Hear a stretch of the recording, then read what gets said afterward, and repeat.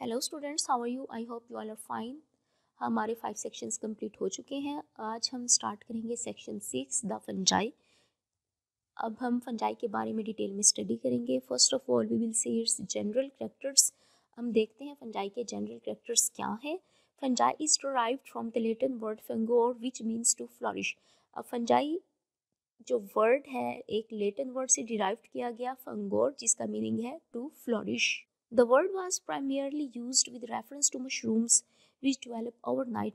अब ये जो वर्ड है स्टार्ट में इसको रेफ़र किया जाता था मशरूम्स के नेम से, क्योंकि ये डेवलप करते थे नाइट में. However, from the Greek word myces, the term mycology was derived for the study of fungi. अब एक ग्रीक वर्ड है myces और जिससे ये टर्म आई माइकोलॉजी हमने डिराइव्ड की और इसका मीनिंग है study of fungi. Pier Antonio Michel, an Italian botanist, first published his research on fungi in 1729 entitled Nova Plantarum Genera. अब एंटोनियो मिकाल एक इटालियन बॉटनिस्ट हैं जिन्होंने फर्स्ट उनकी जो पब्लिश्ड की रिसर्च फंजाई पे किसमें 1729 में, और जिसका टाइटल क्या था, नोवा प्लेंटेरम genre. He is regarded as father of the science of mycology. अब इनको father of science of mycology भी माना जाता है. फंजाई की डेफिनेशन देखते हैं हम. Fungi, the fungi single fungus are eukaryotic achlorophyllous organisms consisting of filamentous, septate or aseptate somatic structures called hyphae that form a woolly mass, the mycelium in most cases. अब fungi क्या है? Eukaryotic है, इसके पास true nucleus है, ये एक chlorophyllous है, means chlorophyll absent है इसमें, और एक क्लोरोफिलस ऑर्गेनिजम्स हैं, कंसिस्ट करते हैं, फिलामेंटियस फिलामेंट्स हैं, और सेप्टेट और नॉन ए सेप्टेट यानी सेपरेशन है भी और नहीं भी सोमेटिक स्ट्रक्चर्स की. और उन सोमेटिक स्ट्रक्चर्स को हम क्या कहेंगे? ये हाइफे हैं, ये सेपरेट भी होंगे और ए सेपरेट भी होंगे, और ये क्या बना देंगे? वूल की तरह का एक मैस बना देंगे, जैसे कॉटन वूल होती है, और इसको हम क्या कहेंगे? Mycelium. The hyphae are surrounded by cell walls formed of chitin और सेलुलोज. अब जो हाइफे हैं ये किसके थ्रू सराउंडेड हैं?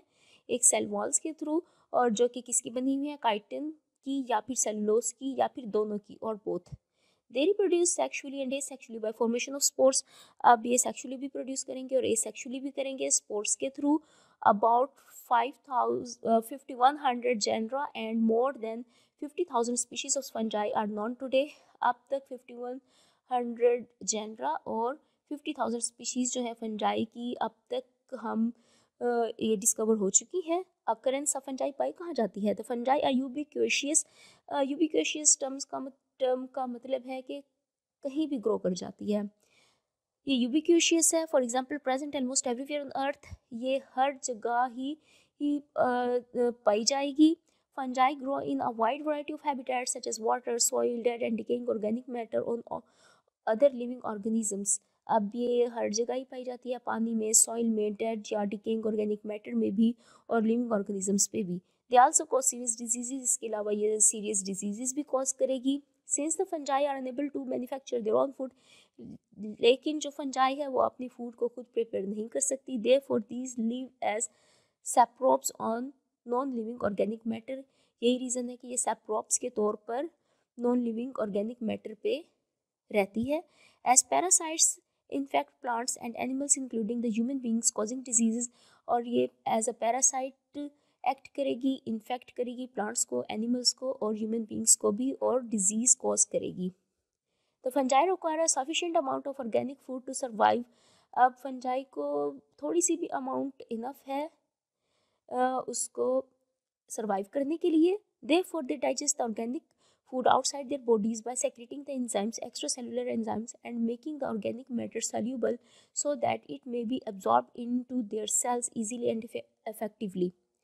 अब ये फंजाई करेगी क्या कि ये जो है डाइजेस्ट करेगी ऑर्गेनिक फूड को जो बाहर से ले रही है outside their bodies by secreting the enzyme, और ये एक एंजाइम को सेक्रेट करेंगी जिनको एक्स्ट्रा सेलुलर एंजाइम्स कहेंगे, और ये बनाएंगे ऑर्गेनिक मैटर को सॉल्यूबल. सो क्या होगा कि ये एब्जॉर्ब कर जाएंगे इनके सेल्स, इजीली फूड को यूज़ करेंगे, यूटिलाइज करेंगे. नाउ प्लांट बॉडी, अब फंजाई की प्लांट बॉडी किस तरह है। The vegetative phase of fungus is a thallus. अब वेजिटेटिव फेस जो है फंगस का वो थैलस है। थैलस आप जानते हैं कि वो प्लांट बॉडी होती है जो डिफ्रेंशिएट ना हो ट्रू रूट, स्टेम और लीव्स में। अब यहाँ पे डेफिनेशन भी दी गई है थैलस की। There is no differentiation into stem, root और leaves and the vascular tissues absent, such a plant body is called as thallus. अब वो प्लांट बॉडी जिसमें कोई डिफ्रेंसिएशन नहीं है प्लांट की स्टेम में, रूट में या लीव्स में, और उनके पास वैस्कुलर टिश्यूज भी एब्सेंट हैं, तो ऐसी प्लांट बॉडी को हम क्या कहेंगे, थैलस।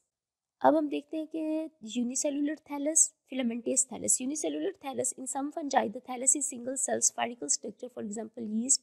अब कुछ फंजाई में जो थैलस है वो सिंगल सेल पे कंसिस्ट करेगा और स्फेरिकल स्ट्रक्चर होगा, राउंड शेप में होगा, जैसे कि yeast. Now filamentous thallus, majority of the fungi have multi cellular plant body. अब जो मेजॉरिटी है फंजाई की उसकी जो प्लांट बॉडी है वो मल्टी सेलुलर है, मैनी सेल्स पे कंसिस्ट कर रही है, which is composed of thread like tubular filaments called hyphae, और जो कि कंपोस्ट कर रही है थ्रेड लाइक धागे नुमा एक ट्यूबुलर फिलामेंट की तरह एक स्ट्रक्चर है जिसको कहते हैं hyphae, present in the form of loosely वोन मैस, जो कि प्रेजेंट है एक लूजली वोन मैस मीन्स के कॉटन की तरह, वूल की तरह लूज है। द माइसीलियम, जिसको हम क्या कहेंगे, ये माइसीलियम है। Hyphae, a hyphae is made of a thin transparent tubular wall filled or lined with a layer of protoplasm।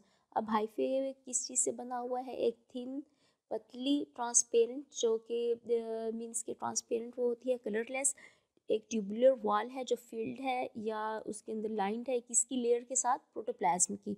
It में भी सेपरेट और एसेपरेट, ये सेपरेट भी होगी और एसेपरेट भी होगी, मीन्स क्रॉस वॉल इनमें प्रेजेंट भी होंगी और नहीं भी होंगी। In simpler fungi the hyphae are एसेपरेट।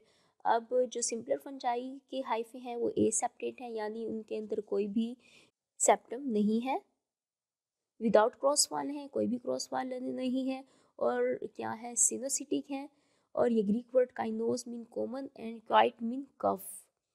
For example many nuclei are embedded in the cytoplasm, means के बहुत सारी जो न्यूक्लाई हैं एम्बेडेड हैं, धिंसी हुई हैं, किसमें, साइटोप्लाज्म में।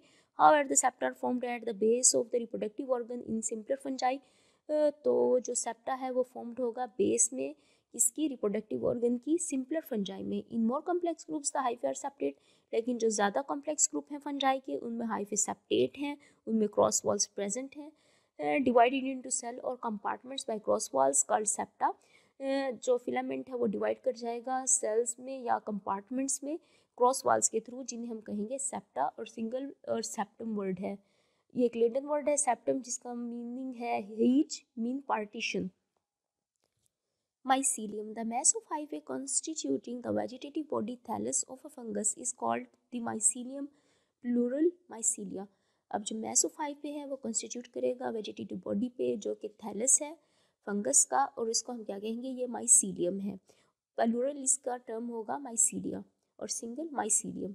If the mycelium penetrates the host tissue, अगर माइसीलियम पेनिट्रेट कर जाए, होस्ट टिश्यू में चला जाए, it is said to the intracellular, तो ये क्या कहलाएगा, intracellular. And if it confines itself to the intercellular spaces, अगर ये इंटरसेलुलर स्पेसिस में ही रहे, it is termed as intercellular mycelium, तो हम इसे कहेंगे ये इंटरसेलुलर माइसीलियम है। तो स्टूडेंट्स आज के टॉपिक में इतना ही। नेक्स्ट जो सेल स्ट्रक्चर है फंजाई का वो हम नेक्स्ट लेक्चर में डिस्कस करेंगे। आई होप आपको अच्छे से समझ आ गया होगा। कोई भी बात समझना है तो आप कमेंट सेक्शन में जाकर अपना क्वेश्चन पूछ सकते हैं। वीडियो को लाइक करना और चैनल को सब्सक्राइब करना मत भूलिएगा। Thank you.